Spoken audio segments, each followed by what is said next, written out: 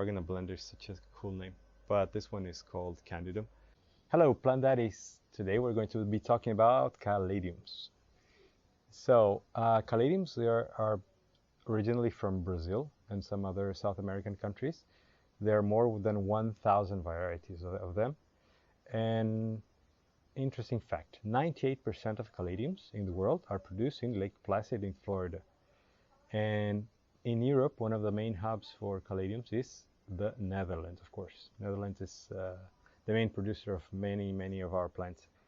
So what happened is that in February I went to the Netherlands for a business trip and I managed to find 3 suppliers. The very nice store in Amsterdam, if you go anytime there, it's Wildernis Amsterdam, which is so beautiful shop. And there I got Caladiums and also Oxalis triangularis that you might have seen already in Instagram. Also growing in house is a shop, online shop. I went there and picked them up with the owner. And also after coming back from the Netherlands, I bought online in Farmer Gracy. That was a really good supplier as well.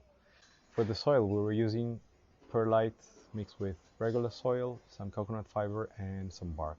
Good drainage, and it keeps the moisture inside. As it was our first time with Caladiums, we made a mistake. So we didn't expect the spring to be so cold in Barcelona this year, and it was really cold until late April. So we planted them in March, expecting 20 days to get to 20 degrees, which is the good temperature for Caladiums to start growing. But it never happened. We had problems with humidity and the soil, and fungus gnats attacked them. And it was a bit too late when I realized that and took them out of the soil, treated them with what we call in Spanish agua oxigenada, and this saved a little bit, at least part of the tubers. Interesting part of the Caladiums is that they grow with tubers. The tubers are something that you even could chop them in small pieces, and from each piece a new plant would grow. So this is something that I can also think about doing for next year. Also, part of the experience was planting some of them in directly in soil. You're going to see that the ones that were planted in soil are the most gorgeous and largest leaves that we had. So I'm going to show you some of them that we have. This is the first one that grew, Funny Munson. This is the 5th leaf that we have because 2 of them already died. But this is a really gorgeous. The first leaf was totally transparent. It was so beautiful. We're really in love with it. But of course, these plants in pots, the leaves start dying. So after sometimes probably this plant, I don't know how long it's going to last. But this midsummer now at 35 degrees in Barcelona. So yeah, it's really beautiful plant. Then we have Caladium Fiesta. This is so beautiful. Look at these nerves. This is one of my most beautiful Caladiums we have. Unfortunately, I only got 1 tuber from this plant, but maybe next year we're going to buy more of these. These are so nice. Then all the pink ones that we have are called Pink Jam, Florida Sweetheart. All these pink ones. Look at this transparent leaf.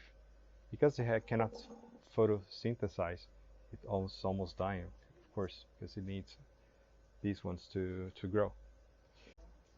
This is called Candidum. Really nice, beautiful nerves. It looks like Frog in a Blender a bit, but it's not. Frog in a Blender is such a cool name.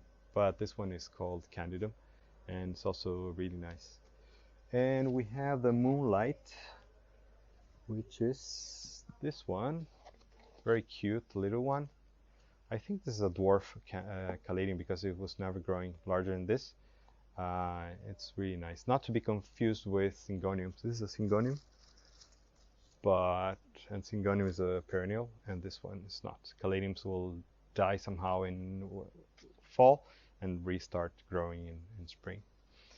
And finally, we have Red Flesh, which still has one beautiful large flower. Well, not so beautiful, but anyway, these are the flowers of of Caladiums. So a typical aroid flower. And the red flesh is beautiful. This is the one that we planted in soil, and it got so big. And also this one is called Freda Hempel. I'm going to put the name here.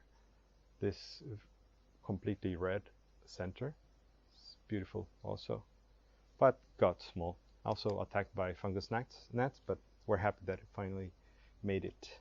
And last but not least, this is gingerland. So it's a beautiful pattern with some pink dots in it.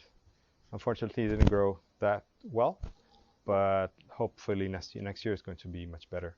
You have to know these are poisonous plants, so if you have curious kittens or small dogs, take care with those, put them apart. And also the Caladiums love shadow, so don't put them in direct sun because they won't like it. Another thing is, it's not recommended to wash the leaves with water, but in our case, because we have works in the neighborhood, everything's getting really dusty, so I'm obliged to wash the leaves. And I don't think it's causing any problem at all, so if you have to do it, just do it. Always try to use rainwater for the roots. So now you know, if you want to give some spice to your garden and make some colorful corners, Caladiums are your choice. So thanks for watching and see you next time.